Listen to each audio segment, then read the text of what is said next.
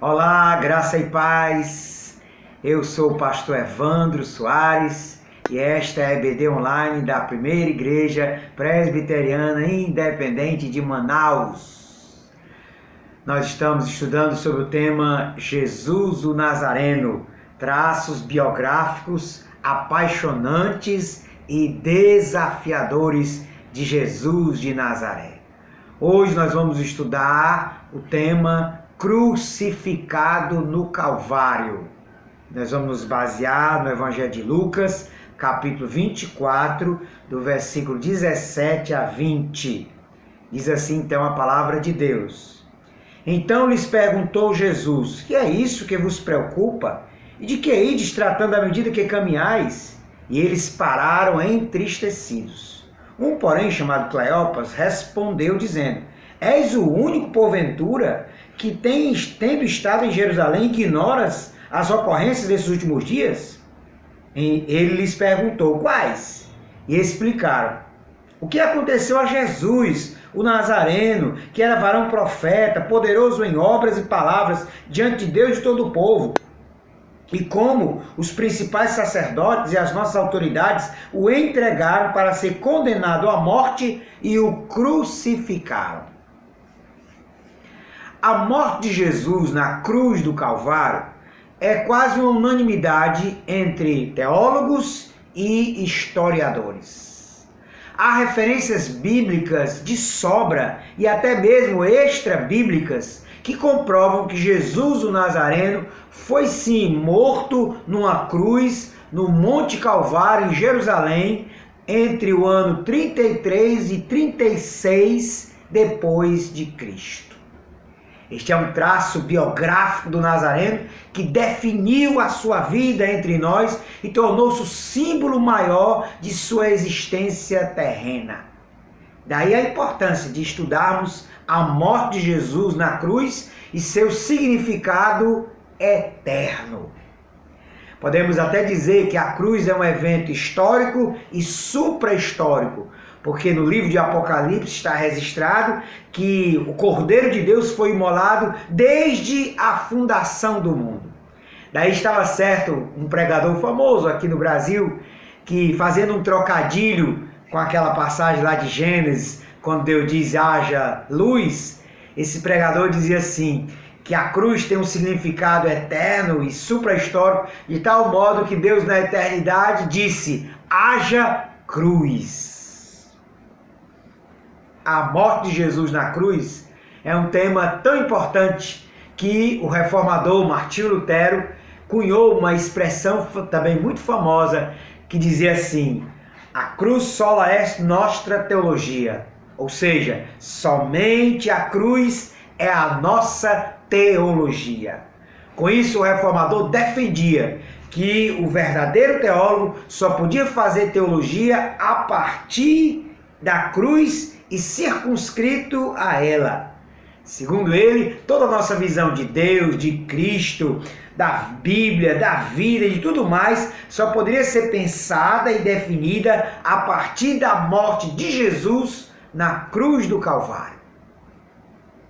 Os discípulos no caminho de Emaús estavam certos ao relatar que Jesus foi um varão profeta, poderoso em obras e palavras diante de Deus e de todo o povo, que foi entregue pelos principais sacerdotes e autoridades e condenado à morte de cruz.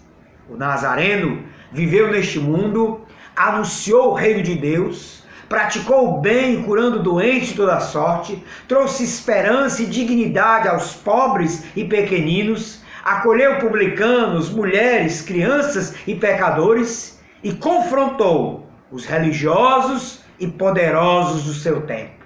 Tudo isso culminou com sua condenação na morte de cruz no Monte Gólgota, ou também chamado Calvário, em Jerusalém.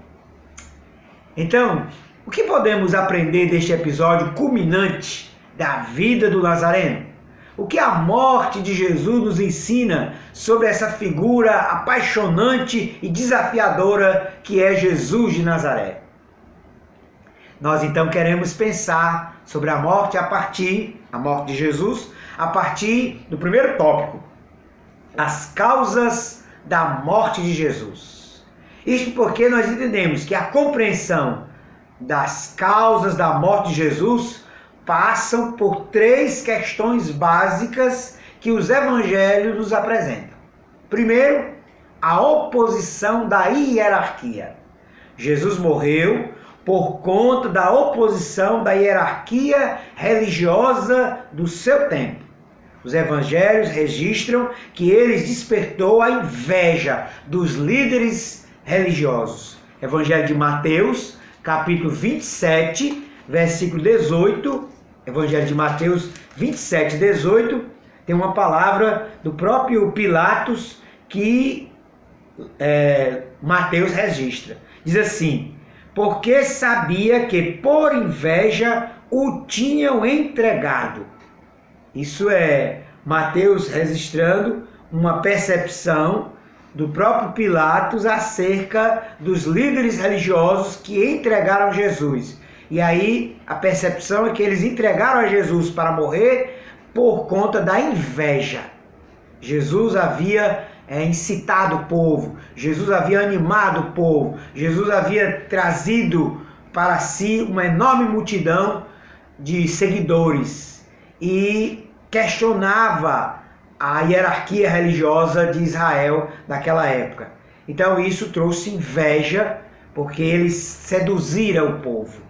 O Nazareno sabia que seria morto por conta da oposição dos sacerdotes e anciãos que não podiam ser contraditados em seus ensinamentos e práticas. Marcos capítulo 8, versículo de número 31 diz assim: então começou Jesus a ensinar-lhes que era necessário que o Filho do Homem sofresse muitas coisas, fosse rejeitado pelos anciãos, pelos principais sacerdotes, pelos escribas, fosse morto e que depois de 3 dias ressuscitasse. Então Jesus estava consciente que ia sofrer na mão dos religiosos, dos escribas, principais sacerdotes e anciãos de sua época. Os líderes religiosos estavam extremamente preocupados com a desestabilização política e social que Jesus trazia através de seus ensinos e práticas. Evangelho de João, capítulo 11, versículo 48. João 11, 48 diz assim: se o deixarmos assim, todos crerão nele. Depois virão os romanos e tomarão não só o nosso lugar, mas a própria nação. Essa é uma palavra dos fariseus, dos líderes religiosos, do sinédrio, os principais sacerdotes, que entenderam que não podiam deixar Jesus continuar pregando, falando e agindo ali em Jerusalém, porque todos creriam nele e os romanos, o Império Romano, tomaria o lugar deles e inclusive dominaria a nação mais cruelmente, como já dominava. O ponto culminante da oposição da hierarquia em relação a Jesus foi a ação de Jesus na chamada purificação do templo, que certamente gerou uma hostilidade entre os sacerdotes, escribas e anciãos que lucravam com o sistema do templo. Evangelho de Marcos, capítulo 11, versículo 15 a 18. Diz assim: e foram para Jerusalém. Entrando Jesus no templo, passou a expulsar os que ali vendiam e compravam. Derribou as mesas dos cambistas e as cadeiras dos que vendiam pombas. Não permitia que alguém conduzisse qualquer utensílio pelo templo. Também os ensinava e dizia: não está escrito? A minha casa será chamada casa de oração para todas as nações. Vós, porém, a tendes transformado em covil de salteadores. Agora o verso 18. E os principais sacerdotes e escribas ouviam estas coisas e procuravam um modo de lhe tirar a vida, pois o temiam, porque toda a multidão se maravilhava de sua doutrina. Em vindo à tarde, saíram da cidade. Então esse episódio foi o fato culminante que gerou esse plano dos principais sacerdotes, escribas, fariseus, religiosos da época, de tirar a vida de Jesus. E Jesus aqui já estava em Jerusalém, fez essa purificação do templo, depois passou a noite em Betânia, na casa de Marta, Maria e Lázaro. E aí, durante a Páscoa, Jesus ia e vinha a Jerusalém, ficava hospedado em Betânia.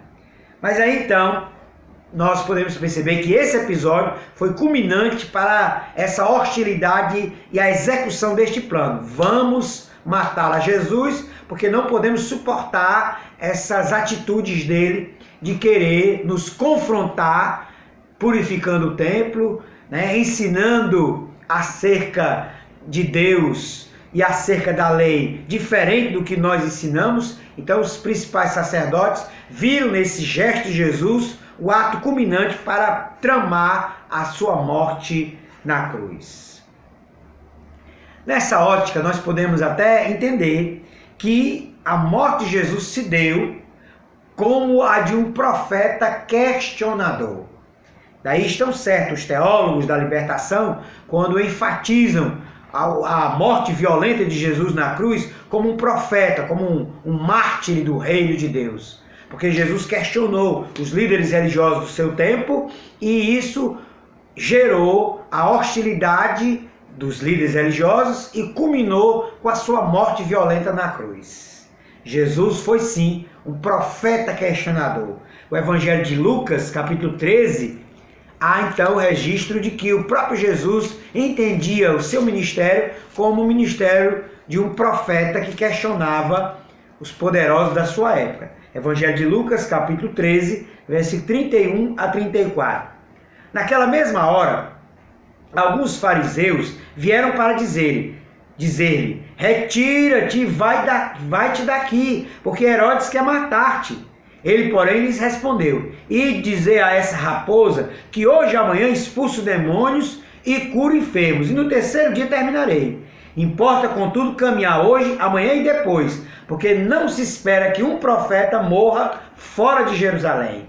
Jerusalém, Jerusalém, que matas os profetas e apedrejas os que te foram enviados. Quantas vezes quis eu reunir teus filhos, como a galinha junta os seus do seu próprio ninho debaixo das asas, e vós não o quisestes. Então o próprio Jesus entendia que haveria de morrer por conta dessas autoridades religiosas em Jerusalém, e era essa a expectativa dele, e ele já estava sabendo, de toda essa trama contra ele, por conta da sua pregação, por conta das suas obras. Mas a morte de Jesus não teve somente a causa da oposição da hierarquia religiosa do seu tempo. A morte de Jesus também teve como causa o cumprimento das Escrituras, ou seja, a predição das Escrituras. A morte de Jesus aconteceu também porque estava predito nas Escrituras do Antigo Testamento. Jesus estava consciente disso e citou uma destas predições quando estava para ser preso e condenado. Evangelho de Lucas, capítulo 22, versículo de número 37. Quando a Bíblia diz assim: pois vos digo que importa que se cumpra em mim o que está escrito, ele foi contado entre os malfeitores, porque o que a mim se refere está sendo cumprido.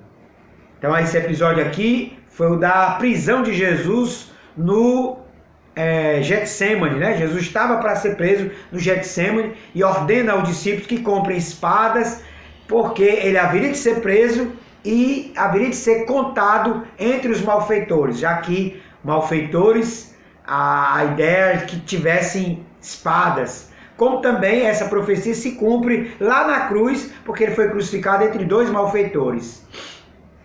Então a ideia aqui é que Jesus sabia de que as Escrituras do Antigo Testamento haviam predito que o Messias haveria de morrer, haveria de ser sacrificado na cruz. E aí todos os gestos de Jesus também cumpriam as Escrituras. Na verdade, muitas predições do Antigo Testamento se referiam ao sacrifício de Jesus na cruz, mas em especial o profeta Isaías foi o que mais especificou ou profetizou o drama do servo sofredor. Todo o capítulo 53 de Isaías foi citado nos evangelhos para comprovar que Jesus cumpriu as Escrituras com a sua morte. Ali, cada detalhe é visto como se cumprindo na morte de cruz. Capítulo 53 do livro de Isaías. Eu não vou ler, porque é um capítulo extenso, mas cada detalhe do capítulo se cumpriu na morte de Jesus. Além disso, Jesus cita também Zacarias, capítulo 13, versículo 7, na última ceia, para mostrar que a sua morte seria a forma de um pastor ser ferido e suas ovelhas dispersas. Marcos, capítulo 14, versículo 27. Evangelho de Marcos, capítulo 14, versículo de número 27. Diz assim: Então lhes disse Jesus: Todos vós vos escandalizareis, porque está escrito: ferirei o pastor e as ovelhas ficarão dispersas. Essa é a profecia que Jesus está citando quando já participou da ceia com os apóstolos e então anuncia que a morte dele está próxima, ele vai ser preso e tal. Então ele cita a profecia de Zacarias 13:7 se cumprindo nele, porque ele vai ser ferido, ele vai ser crucificado e os seus discípulos vão ser dispersos.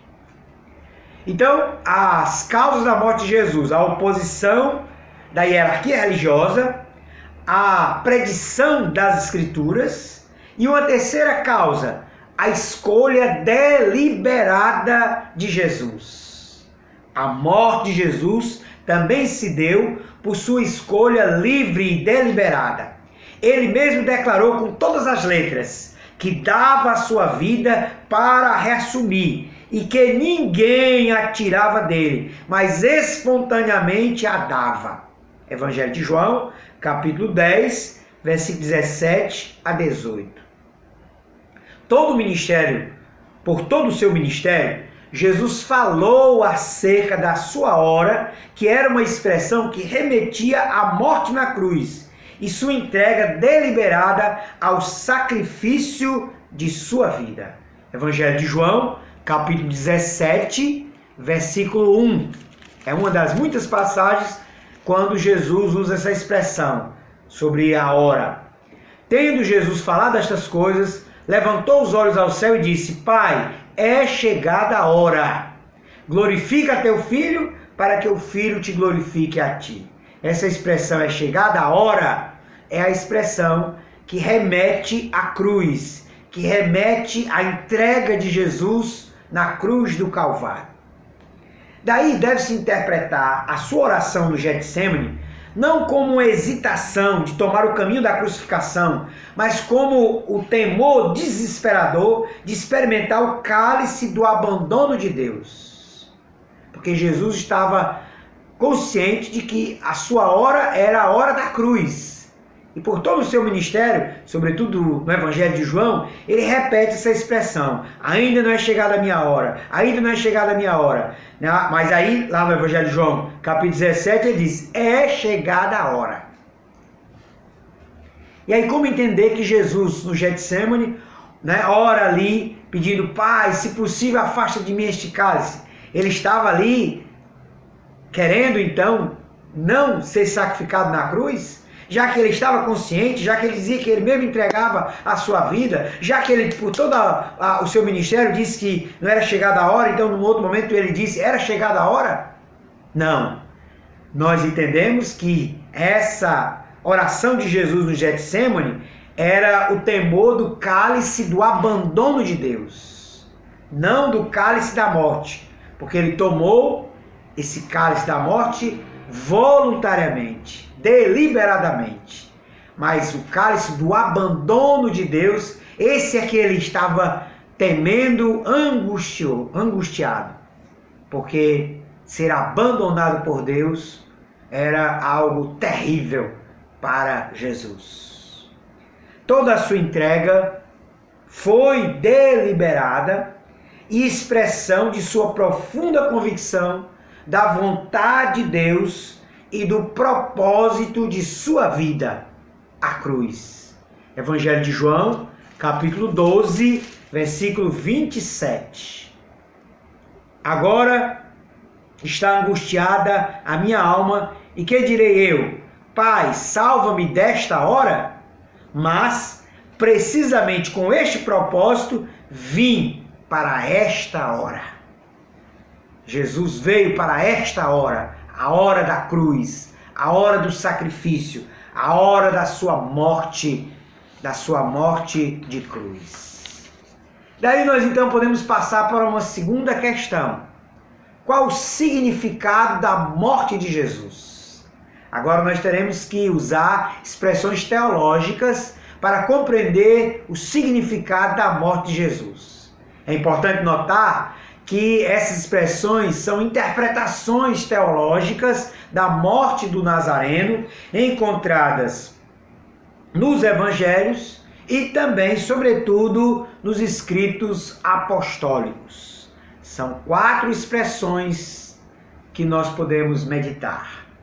Primeiro, a redenção. É o termo que nos lembra o resgate que o Nazareno efetuou na cruz ao morrer e nos comprar do cativeiro do pecado e da culpa. Evangelho de Marcos, capítulo 10, versículo 45, uma famosa passagem. Pois o próprio Filho do Homem não veio para ser servido, mas para servir e dar a sua vida em resgate por muitos. A expressão aí, resgate, é a expressão tirada do mundo do mercado e que dá a ideia de comprar, resgatar, redimir um escravo. E aí então nós podemos entender que Jesus, aqui nessa passagem, dá-nos o significado da sua morte. Ele veio dar a sua vida em resgate, como redenção por todos aqueles que creem nele, redenção da culpa e do pecado. Porque a culpa e o pecado nos tornaram presos, cativos. E aí Jesus paga o preço com a sua morte do nosso resgate, da nossa redenção. Assim é que Jesus nos redimiu para sempre.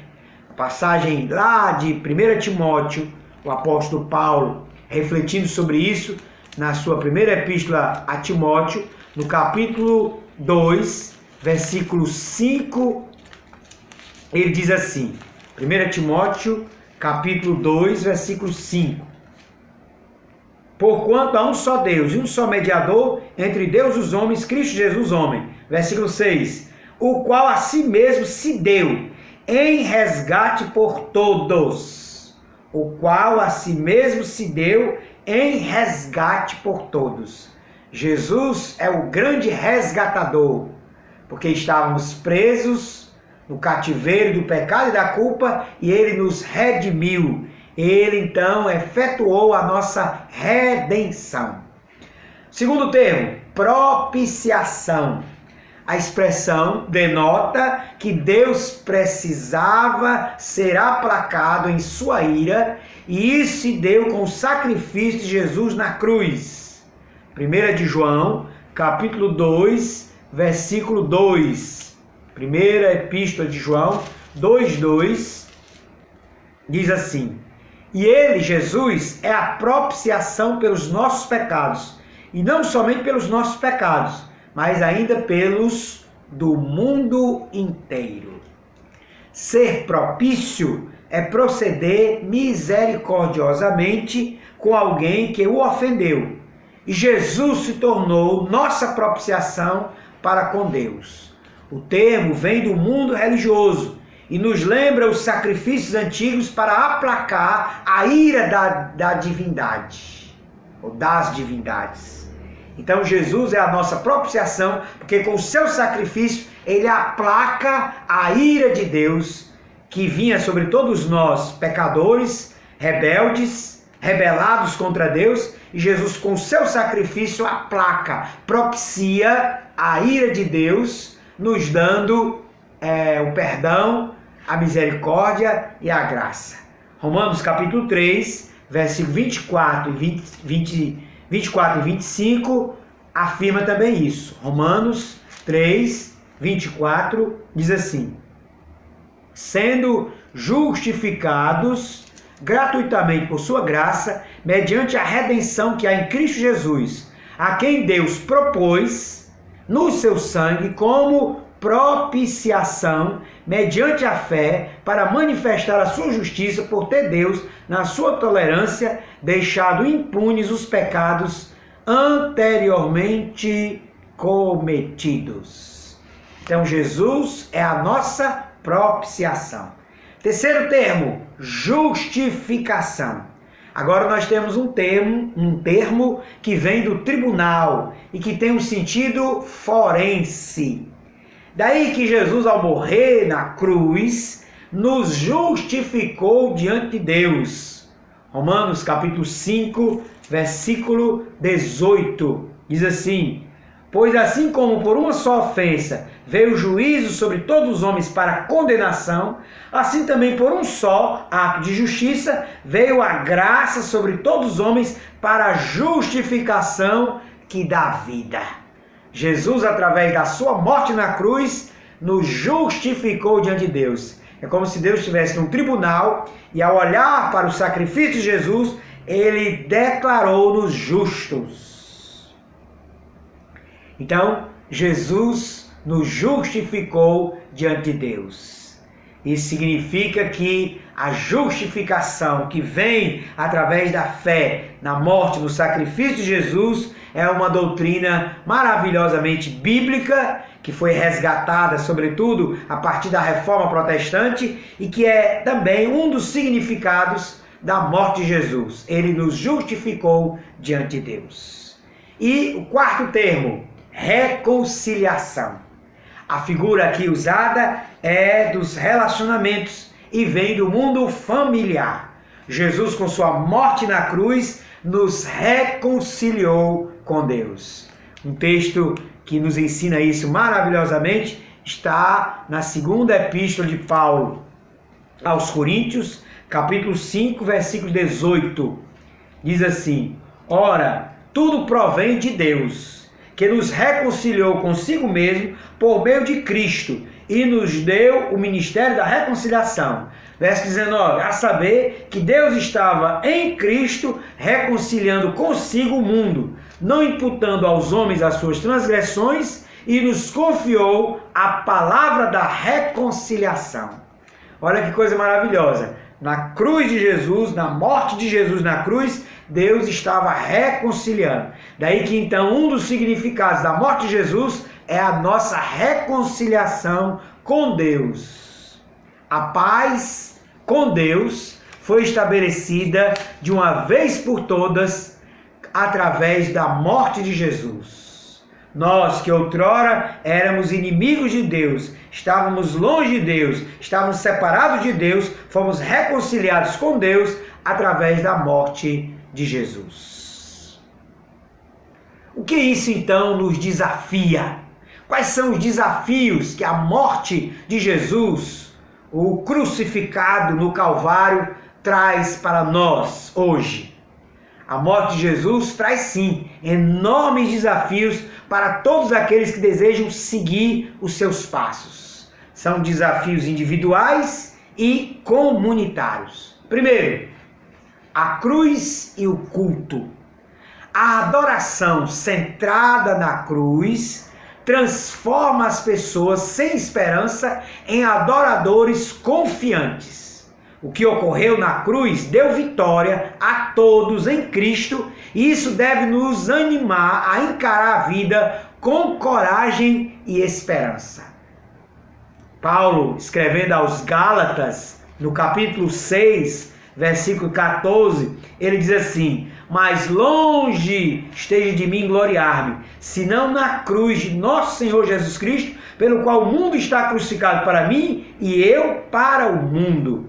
Pois nem a circuncisão é coisa alguma, nem a incircuncisão, mas o ser nova criatura.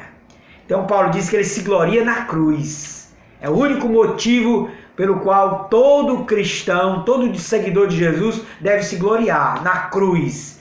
E a cruz então deve nos tornar adoradores confiantes, porque a última palavra é a palavra da vitória, porque a cruz é a vitória de Deus sobre o mal, a vitória de Cristo sobre o pecado e a nossa vitória, porque através de Jesus fomos perdoados, fomos justificados, fomos redimidos, resgatados, fomos reconciliados de uma vez por todas com Deus.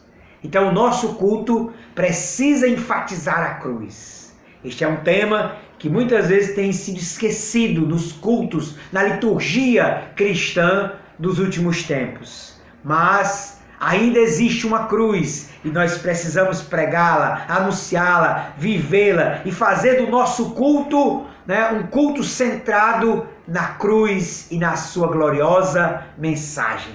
Isso deve nos tornar adoradores confiantes em Deus através do sacrifício de Jesus na cruz. Uma segunda questão, segundo desafio, a cruz e o indivíduo. A cruz revela dois lados humanos: o eu, que deve ser negado, e o ser, que deve ser valorizado. O eu negado é aquele marcado pelo egoísmo, que deve ser crucificado com Cristo na cruz. Jesus disse isso, aquele que desejar me seguir, negue-se a si mesmo, tome a sua cruz e siga-me. Esse é o eu que deve ser crucificado na cruz do Calvário com Jesus. O eu que deve ser negado. Mas há também um ser, cada um de nós, um ser que deve ser valorizado, se dá pelo fato de que foi pago um alto preço por cada um de nós para termos vida. Então, Jesus pagou um alto preço para que eu e você tivéssemos vida. Então, aquele que crê deve também valorizar-se, porque o Filho de Deus pagou o alto preço, a sua morte, a morte do justo, a morte de Jesus, para que nós tivéssemos vida e vida com abundância. É por isso que Paulo, escrevendo aos Coríntios, no capítulo 6, versículo de número 20, ele diz assim: porque fostes comprados por preço, agora, pois, glorificai a Deus no vosso corpo. Então, alto preço foi pago. Vamos nos valorizar. Nós somos alguém, depois que negamos o nosso eu, como verdadeiros cristãos, negando o nosso eu, crucificados com Cristo na cruz, vamos nos valorizar, porque somos a menina dos olhos de Deus. Foi pago um alto preço pela nossa redenção. Terceira questão, a cruz e a justiça social. Certa vez indagaram a Desmond Tutu, famoso bispo anglicano na África do Sul, o que o sustentou na luta contra a desigualdade social e o apartheid na África do Sul, e ele respondeu simplesmente: a cruz. Segundo ele, a cruz nos lembra que Deus está sempre ao lado dos mais fracos e a vitória é garantida.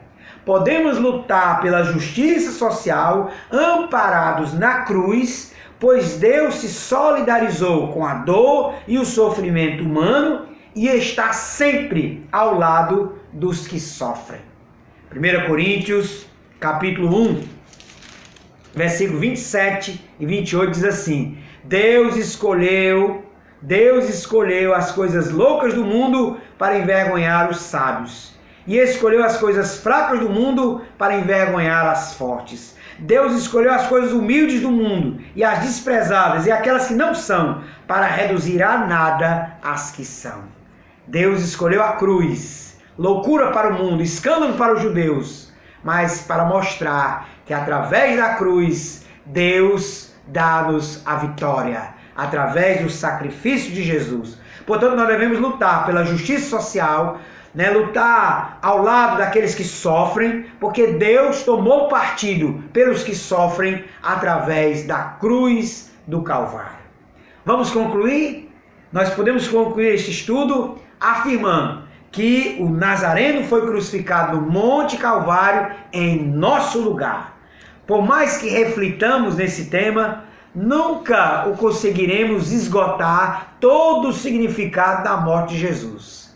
Resta-nos apenas viver sob a sombra da cruz e celebrar a sua mensagem. Aqui então terminamos com a citação da belíssima poesia de George Bernard, escrita em 1913 e cantada por cristãos ao longo da história em todos os países do mundo. Rude cruz se erigiu, dela o dia fugiu, como emblema de vergonha e dor. Mas contemplo essa cruz, porque nela Jesus deu a vida por mim, pecador. Sim, eu amo a mensagem da cruz. Até morrer eu a vou proclamar. Levarei eu também minha cruz, até por uma coroa trocar. Deus abençoe. Amém.